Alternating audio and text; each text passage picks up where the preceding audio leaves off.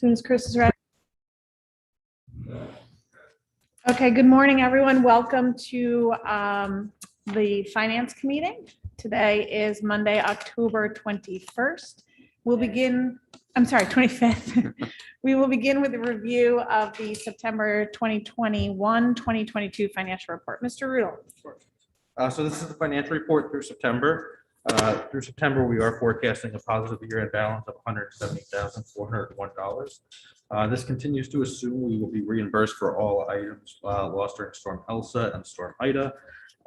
Those items are being tracked under an organizational code under RC 12, Reserve for Emergency Repair. We did include a schedule of damages for both storms. Storm Elsa is a total of $31,084. And Storm Ida stands at $353,403, though we expect that to accumulate slightly more. So in total, about $385,000. We are, in order to get reimbursement, because we are on a shared insurance plan with the town also has to submit all their claims before any funds can be released. So in total, the change from the previous forecast was $2,661. The changes is an additional salary savings of $185 net of substitutes.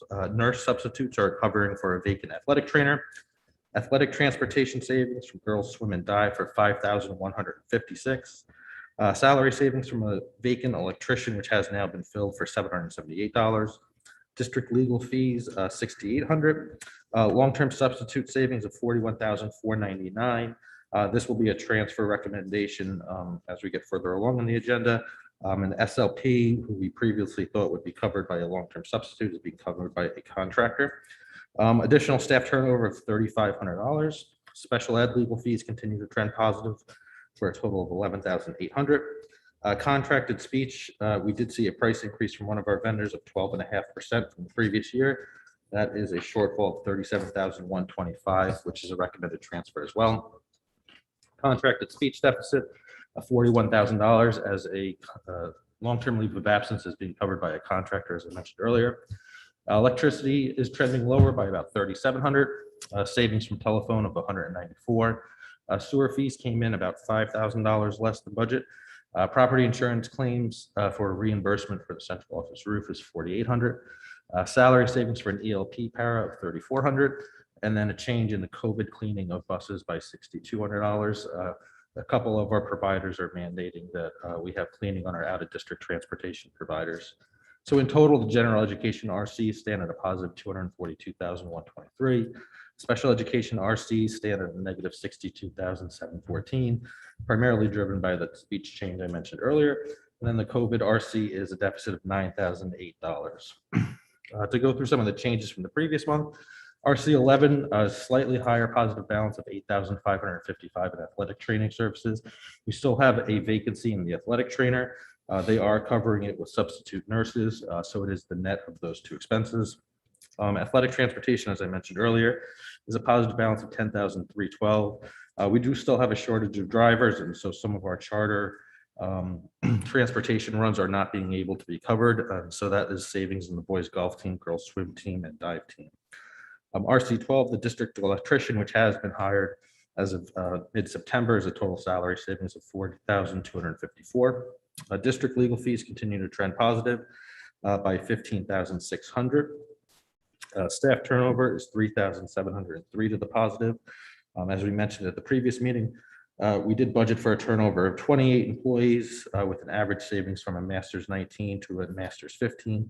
Mr. Riddle, can I interrupt you for Sure. 1 second? Mr. Sweeney's logged on and is getting a message that says he's awaiting for the organizer to arrive.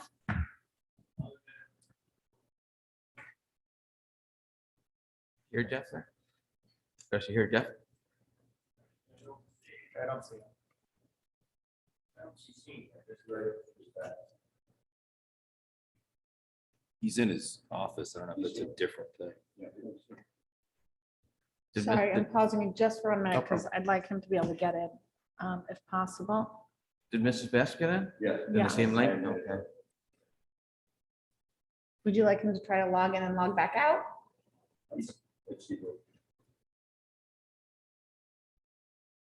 We're not seeing it.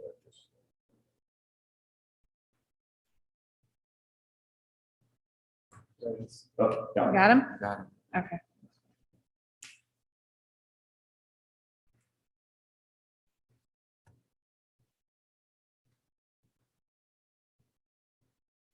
Mr. Sini, can you hear us now? Yes, I can. Perfect. Okay. Rich is on RC 12, explaining where we are right now on page 2 of the update. Ready to go? Yes. Yep, okay. So RC 12, as I had mentioned, the district electrician retired at the end of August. We did find a replacement who has started, but salary savings from that vacant period is $42.54. District legal fees continue to trend positive by a balance of $15,600. Staff turnover is a positive $3,700. We did mention this last meeting, but just to highlight it again, we did budget 28 employees with an average savings from a master's 19 to a master's 15. We did have 53 staff members turnover. However, of the 53 members, 24 were under a step 10, which is rather unusual. And 19 members were hired at a salary more expensive than the employee who left. That is one of the reasons why we didn't see actually more than we would have anticipated. If you take out those 24 members under a step 10, we actually got relatively close, which is why we're left with that balance of $3,700. Long-term substitutes is a positive balance of $41,499. An SLP who's out on a long-term leave of absence is not being covered by an employee, but rather a contractor. So that'll be a transfer recommended as we get further along on the agenda. Budget control still shows the positive 0.6 FTE left at $43,000. No change in RC 23. RC 24 legal fees shows a positive balance of $23,600 as the first few months legal fees have trended under budget. Contracted speech is a deficit of $78,125. There are two reasons, and we did break that up for two transfers. The first is this, one of the main speech providers has increased rates from last year by 12.5%. That rate increase is contributing to a $37,000 increase, projected increase in that account. And then the second is an SLP who is out on a long-term leave of absence, who is being covered by a contractor rather than an employee, as an employee could not be found. So this is really, that portion of it is really an accounting adjustment, resulting in a deficit of $41,000. And then again, excess cost is budgeted at 67.5%. The first submission is due December 1st. Going to RC 25, the main change is really sewer fees. Sewer fees came under budget by about $5,000. And then if we move to RC 26, the vacant teacher age still has a positive balance of $8,560, which is just the period of time in which that position has not been filled. And then moving to RC 28, COVID. Transportation is forecasted at a deficit of $9,008. We do have multiple out-of-district providers. All are requiring additional cleaning to utilize their services similar to last year. So this amount is for just the out-of-district providers for $9,008, and there is a recommended transfer for approval for the Board of Education. Any committee questions? Mrs. Ritchie? Sorry, too much stuff. Can we go to the YMCA, the savings that were realized there? Sure. Does that figure, the 34,000, does that include the savings for no longer having utilized the Boys and Girls Club down in Greenwich? So no, that is just the savings related to not absorbing the cost of custodial overtime. So we are billing that back to the YMCA. So, but the money that we no longer have to pay out to the Greenwich Boys and Girls Club, where is that showing? So up? that we haven't flagged that as a positive. Chris does have some ins and outs within RC11. That would be in the supply account in RC11. Okay, so that we're not realizing that. Not quite yet. That's savings. Okay. Other committee questions? Are we currently advertising to replace the athletic trainer?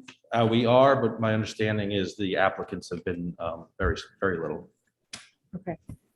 And we're comfortable with coverage for students? Chris would rather have a trainer or even a contracted trainer, but he has not been able to find either. I did meet with him to go over that, yeah. Okay. Any other questions? Mrs. Ritchie? Just on the contracted speech, so do we feel comfortable now that we've stabilized that line item and that we won't see any other adjustments or transfers required?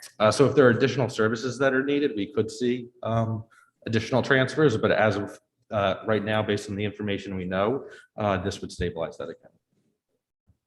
And so the changes we see are really salary based. We did also move some of our SLP into a grant, correct? That was a There is- recommendation for the board last time? There is a psychologist in the grant and a special ed teacher, and then we have recovery services in the ARP ESSER 3 grant. Okay, so as we look this and we track our excess cost, are we, once it's in the grant, it's not, it's, right, it's gonna. So you can't double dip. Yes, so Um, that's what I'm asking. So when we make those entries, anybody who's a non-excess cost eligible student, we look for that ARP ESSER 3 grant first. If you're a excess cost eligible student, the funds that were budgeted for contracted speech would hit in the operating budget first. And so what we're really trying to do is make sure that no excess cost eligible student is going to hit any of the grants. Otherwise, obviously, we can't actually submit a claim for them. And so you feel confident you can divide it up like that? Yep. Okay, because that, just for anyone listening, what I'm trying to do is understand how putting the money in the grant, because this is a line we watch every year, then affects our excess cost reimbursement, which we've also budgeted for, which comes later in the year. Yep. Okay, other board questions? Let's let Mr. Riddle do our grant report. Anything on operating?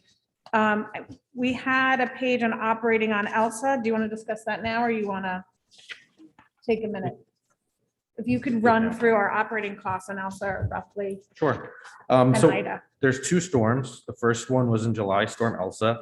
The losses total 31,084, which does not include the 3 trucks. It was primarily a salt spreader, some electrical parts, some door parts, some vehicle parts, and some ground materials.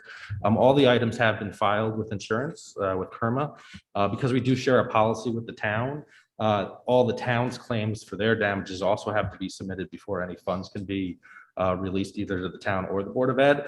So we are still waiting for that to happen. We have not gotten any definitive answers to what will be covered or won't be covered. Our expectation, at least from Storm Elsa, is that it will be covered less the deductible, which is about $1,000. So we are hoping to see those checks relatively soon, since that was the first storm. But we have not received any reimbursement outside of just the vehicles that were totaled. And we're comfortable at this point, we can cover those within our operating budget. Yep. So if we don't actually get a reimbursement from KERMA by probably around February, the likelihood is we'd have to ask for supplemental appropriation, have those funds come to us, and then whenever the KERMA reimbursement comes over, turn those over to the town as an offset. Okay. Any other questions?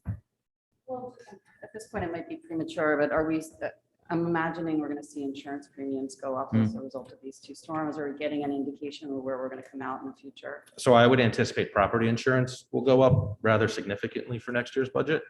They have not let us know what our rates will be, so a little bit too early for that. But just like homeowners insurance, if you file a claim, typically the next year your insurance liability goes up. So I would expect the property insurance to go up. We have other policies with KERMA, such as workers' comp, that is trending relatively favorably, but I would expect the property insurance to be a large increase. Go ahead. Are we anticipating any change to where we're storing the vehicles and any costs related to that? Because clearly where they were being stored may not be the most ideal place. Yep. So Mike is, Mike's here, by the way. Oh, there he is. Mike wants to speak to it. No, go ahead. Speak to it? Yeah, sure. We've slimmed down the amount of equipment and stuff we store at the garage. And like today, we're loading everything up in trailers and taking it up to the high ground in the back because there's anticipated flash flooding this evening. And we just don't want to take any chances with the equipment. But we're not storing where we used to store a lot of supplies, you know, electrical supplies, plumbing supplies, things like that in the shops. We're not doing that anymore. The tools are staying on the trucks so we can get them out of there quickly. But as far as looking for another place to move, no. I have not done that. Just gonna watch the weather and see what happens. I mean, it's 2 freak storms. It's the first 2 times anybody can remember this happening. And it just happened, you know, within 2 months of each other. But then never before. Just a follow-up. So when you're moving equipment like that, preparing for a storm, is there additional costs that's involved in terms of overtime, those types of things? Or is it just, are we able to just capture it in our normal operating budget? The moving of the equipment up out of the way, we just do in our regular work day. So there's no real direct. I mean, there's an opportunity cost. So if they're spending time moving equipment and doing things like that, then they're not doing work orders and things like that. Yeah. There was an email that made its rounds from the middle school that we were cutting back on the academic club, what used to be called the homework club. I'm sorry, I don't have it at the tip of my tongue right now, for budgetary reasons. That's not something the board heard. Can you So- guys speak to that a little bit to clear that up? So Yeah. yeah, Yeah, I believe that ran over last year by $25,000. So last correct? year, because of COVID, we didn't run a number of clubs. And so the previous principal looked to allocate that money to the homework center and essentially expand it. So it stayed within that line item of clubs and councils. There was no request to keep that expanded academic center for the current fiscal year. So it reverted back to what it's basically always been.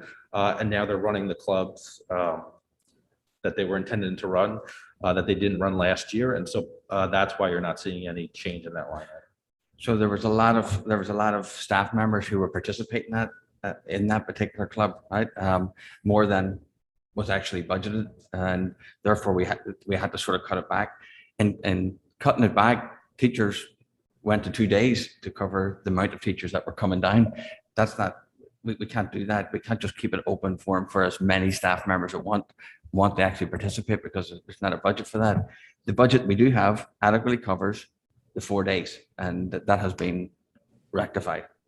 So does it adequately cover the number of students looking to utilize that club? I would think an academic resource is something we'd want to support coming off Correct. a year of COVID. So Yes. that's really my concern.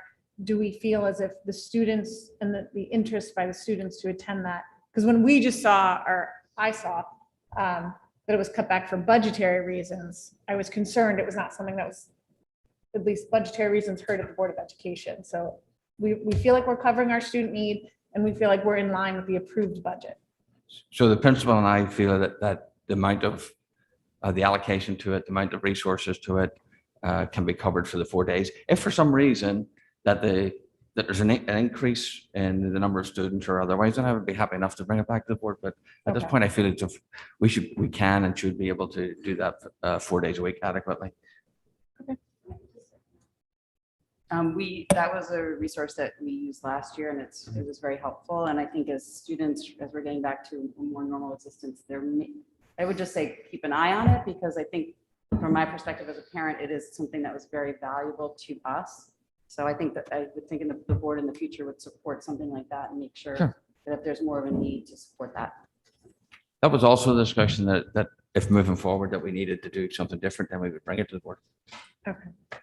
And you'll just continue to flag if there are any lines actually that you're Yep. needing to pull back on. I think that was the perspective that was put out into the public, that we were pulling back rather than what we were doing was following our approved Correct. budget. And so I just want to make that clear. I thought if, Mr. Sini, yeah, I just wanted to point out, there's actually a modest increase in the clubs and councils line in this budget year versus last year. So, for Any- Middlesex. any other questions? All right, we will move on to budget transfers for September, or do you want to do the grants? Sorry. Do you want me to just do IDA real quick? or- Yeah, perfect. So IDA stands at 353,000. The damage from Storm Ida was much more significant than Storm Elsa. The boilers at Henley went down. All the mowers pretty much in the district went down. A lot of the supplies in the shop, a transfer switch at Henley, electrical parts, door hardware, plumbing parts, a royal boiler needed repairs. They all went down. Similar to Elsa, we did file everything with Kerma. We also filed with Mark McEwen so he could submit to FEMA. But similar to Elsa, because we do share that same insurance policy, we need the town to submit all their claims before we can see any reimbursement. Any questions?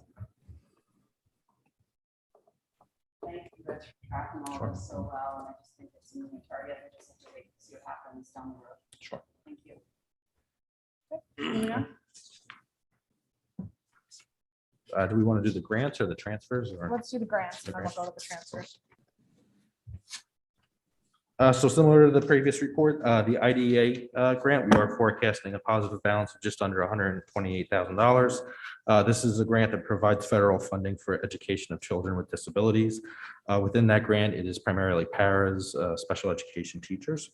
The IDEA 611 ARP grant, which is a new grant, is a 2-year grant similar to the typical IDEA grant. The amount awarded to Darien was $199,131. The grant is intended to support recovery services. So similar to the ARP ESSER grant, any excess cost eligible students, if they were to hit that, you couldn't file for. At this point, we don't have any known expenditures to apply to this grant, and so we are forecasting carrying over those funds. However, it is still early in the year, and that could change. We did apply for it to be recovery services associated with contracted services such as speech, OT, and PT. The Title I grant, the allocation was just over $169,000. This supports professional development and 1 literacy interventionist. The Title II grant is a 2-year grant as well. The allocation was just over $72,000. That supports curriculum development and professional development as well. The Title III grant is a much smaller grant at $7,767, and this is to fund English language learner students. And then the Title IV grant, the allocation is $10,000, and this is to increase access to psychological services, improve school safety or school climate, and parent and community engagement. The Team Mentor Grant is a 1-year grant provided by the state to promote high achievement by Connecticut students engaging teachers in professional learning practices. No award has been made at this date, but the state has been cutting back this grant year after year. The Special Education COVID-19 grant, which we had flagged earlier, was for $20,000 to support ESY, and that has been expended in full. And then the ARP ESSER grant, which is the ESSER 3 grant, we are forecasting a positive balance of just under $49,000, which can be carried over for the next 3 fiscal years. This is from savings associated with lower price points for some of the technology that was purchased, including the smart boards and the access points. The next chance to refile that grant is December 16th, and so we'll have the opportunity to reallocate those funds. And the Darien Foundation, we are anticipating spending $106,500, which is 50% of the grant. And moving on to food service, the month of September was a good month. Sales were $11,443 per day, though I will say in October, those sales numbers are higher by about a couple $1,000. We're at $13,180. We actually hit $15,000 on Friday for the day. And then we collected $6,600 from the pavilion. And then when we do the October report, we collected about another $6,000 from the pavilion. Overall, things continue to move in the right direction, and we are forecasting a year-end balance of $55,000. Any questions on the grant report? Mrs. Ritchie? So by my calculation, in terms of what we have left, that we could potentially use for recovery services and COVID related, it's about 248,000. That'd be about correct. Okay, and for the IDA 611 grant, we don't have any idea how that's going to work in terms of timing and submissions for allocation. So it's a 2-year grant. Right. So we have this fiscal year and next fiscal year to expend it. It does have to be used for recovery services. At this point, there's no identifiable or known recovery services to encumber or spend against that grant. That doesn't mean there won't be before the end of the year. If there aren't before the end of the year, we do have the opportunity to revise the application for that grant, similar to the IDEA, the typical IDEA grant. It would still have to be recovery services, but whether that ends up being speech, PT, OT, or needs to change through evaluations or a staff member, you'll have that opportunity again before that grant expires. Okay, so just I'm thinking for the homework club or the in case we all of a sudden see a need, that wouldn't really qualify. So it would have to be special education It would have to be services. related to special education. Okay. For that grant, for the ARP ESSER grant, you could technically use that for the homework club. Okay, great. I have a question on the food services, but I want. Sure. Any other grant questions? Mr. Deneen? Hey, Rich, thanks. You do such a great job outlining all these grants. Could I ask just? Dude, 'cause I could you keep- use your Oh, yeah, microphone? sorry. Thank you. Thanks, Rich. Just because I think a lot of people outside of this room and the board, this has given them good insight. Could you just add the amount of the ARPS or funds that we got? Sure. So people understand? I think it's good to everyone to understand the starting point. for people that are tracking through the meetings. Thank you.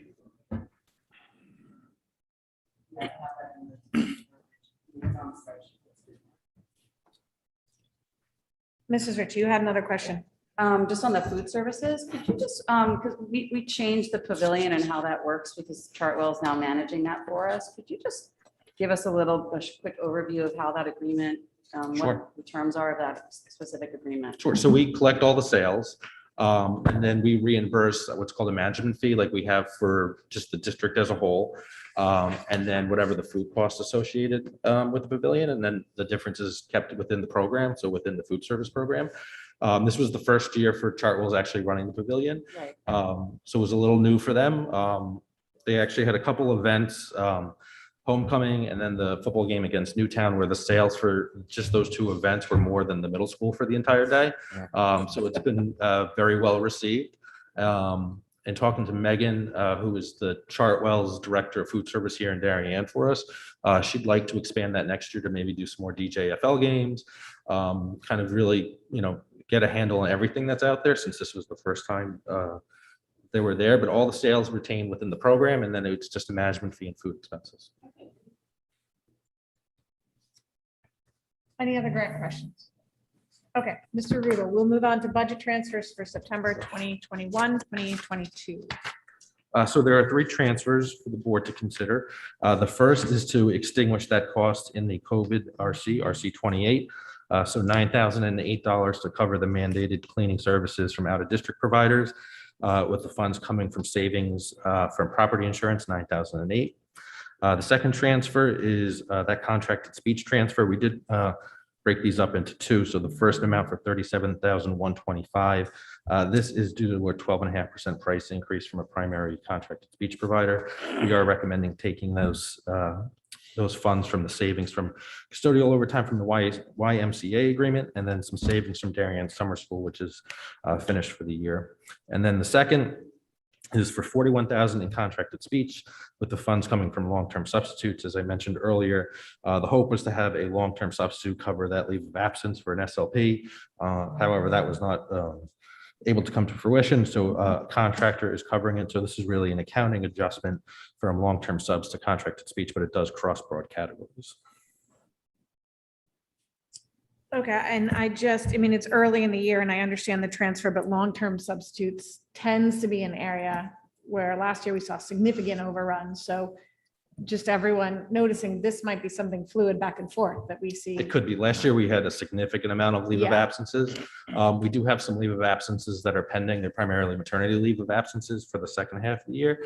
Those are factored into the forecast at this point. That doesn't mean we won't have any unknown leave of absences. But based on what we know today, we feel pretty comfortable. Okay, any other questions? All right, thank you. We will bring those forward to the board for consideration tomorrow evening. An update on the proposed cost of the copy center. It looks like this is Dr. Adley, Mr. Rudel, and Mr. Lynch. Gentlemen, tell us what's going on here. These are big numbers. Go ahead, Mike, you give the update. You're here. It's fine. Okay, so we looked at three options for the copy center, moving the copy center downstairs into the basement. And we chose option C, and the architect had forecast that the cost would be $135,000. So there were a couple of factors that contributed to the price being so much out of line. One was the skyrocketing costs of raw materials and the labor.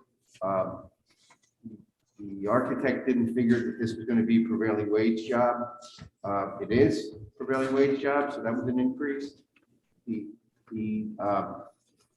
misread the scope of what we wanted to accomplish with this project. He didn't include changing out the windows and the exterior door in the basement. He didn't include work that had to be done to the sprinkler system. He did not include heating and ventilating, but he could use this existing system and just expand it a little. So those assumptions all added up to the cost. So we decided to bid the job anyway to see what our numbers would be. We knew we were going to be high. They came in above, which Rich and I figured was going to happen. And so I went through the capital budget where we've completed projects or not done projects to see what we had as a surplus that could get transferred in to the copy center renovation code. And we've done this before on other projects. One that comes to mind, which was a substantial amount of money, was when we put the heating system in this building. We had a overage at the boiler installation at the middle school, and we were way, way under on installing the heating system in this building. Dr. Pearson was here. And it was, we did the budget transfer, and the process is we go to the finance committee of the Board of Ed, and then we talk to the Board of Ed, and then we go to the Board of Selectmen, and then we go to the Board of Finance. If we keep getting the approval as we go along. Once the transfer's in place, we can form the work. So I'm sure there's lots of questions. I'm going to start on this one.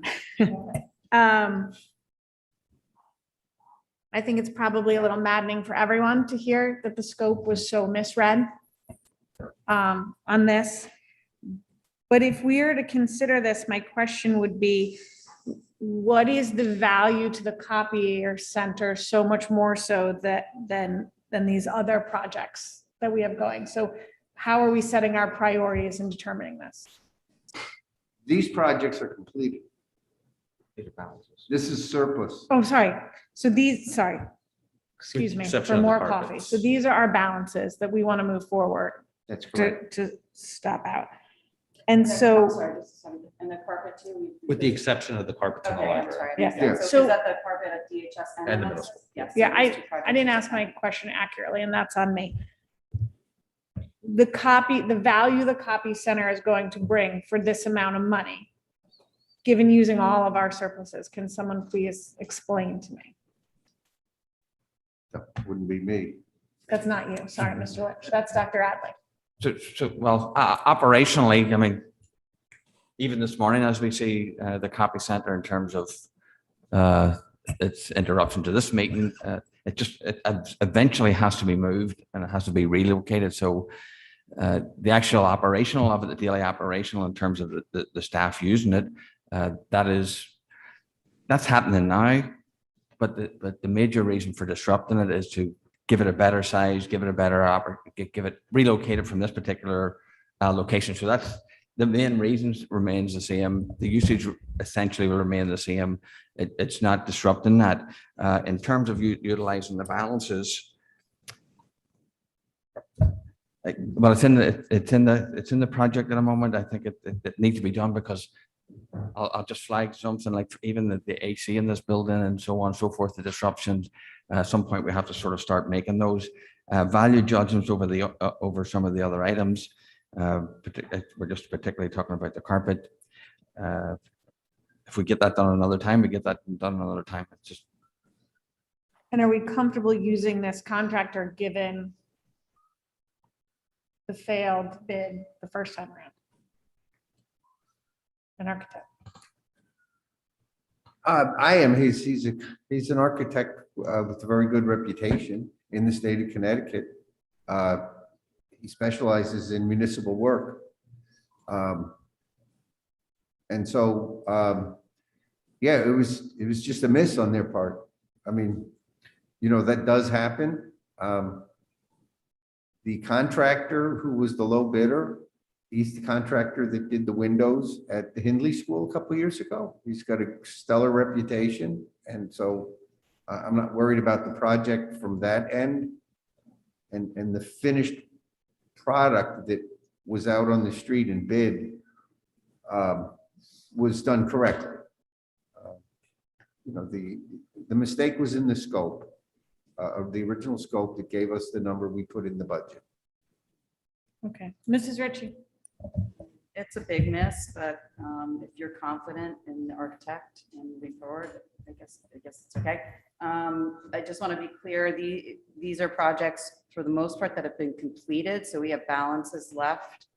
And then we're just having to, I guess, in the next budget process, get approval again for the carpets at DHS and MMS, if we use these figures here toward this project, would that be correct? Because at some point, those carpets need to be replaced, right?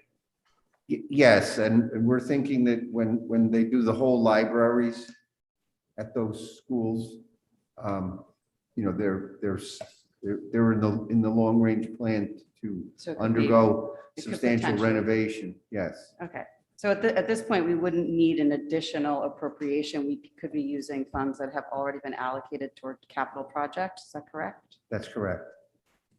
And I just want clarification on, I'm sorry, on the process, there would not require an RTM approval on this. It would just be the Board of Selectmen and the Board of Finance. Is that correct? Correct, because there's no new appropriation being made. Any other questions? Mr. Deneen? So I guess knowing, I mean, I think we lucked out in planning at Ox Ridge, but I guess my concern, is there a time frame where we should maybe wait to see material prices come down?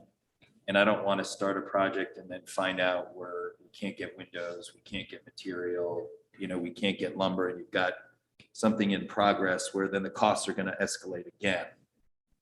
There just seems to be so much supply chain management issues out there right now. The builders are pulling back, builders are stopping. You know, these guys might be looking for work, but looking for work and being able to really source the material and know, can we get windows in time? Can we get the door in time? Can we, I have concerns of it even escalating more over this.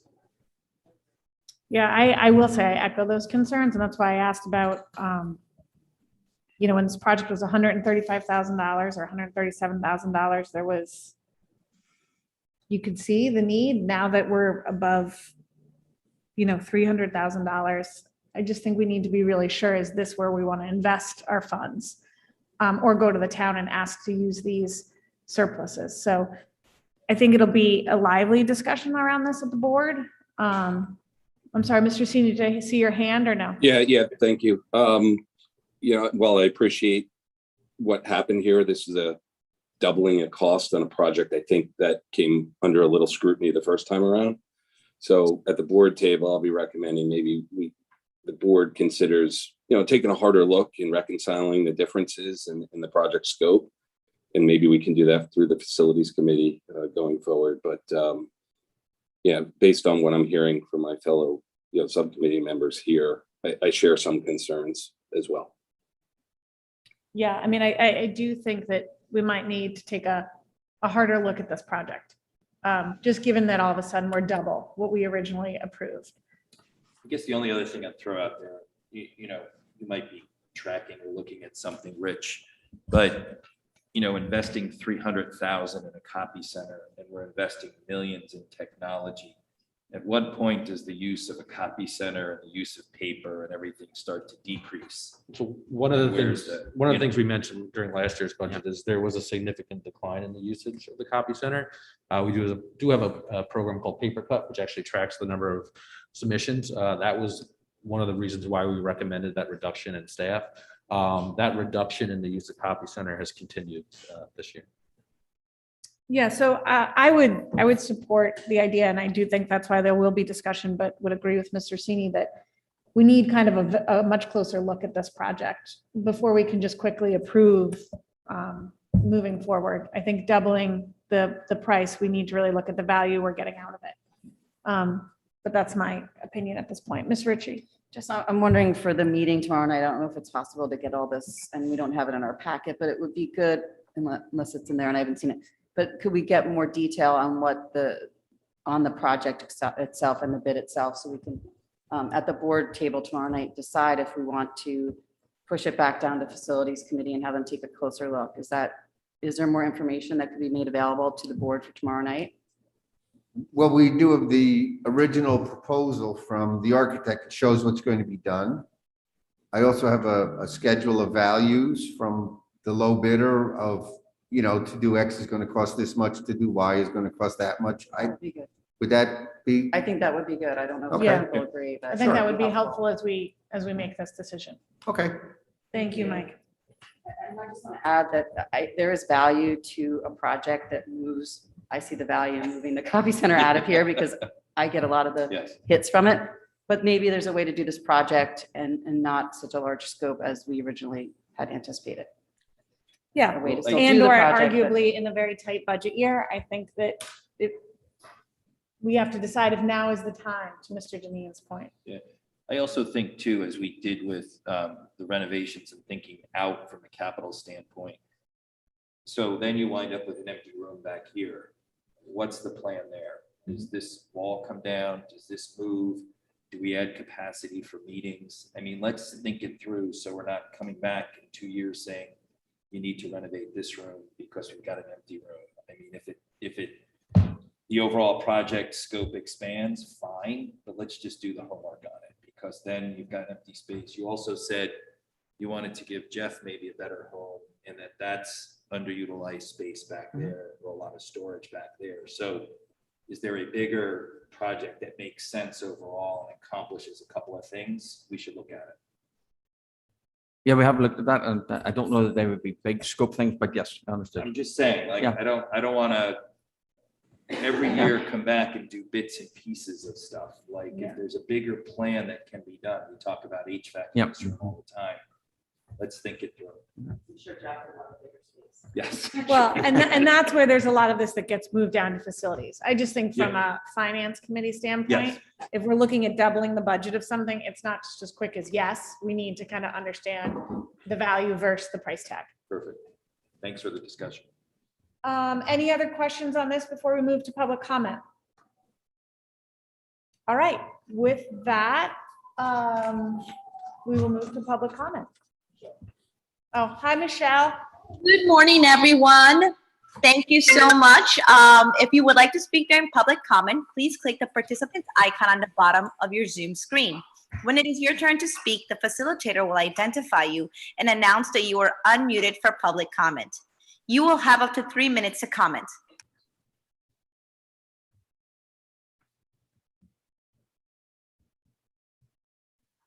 There are no raised hands at this time.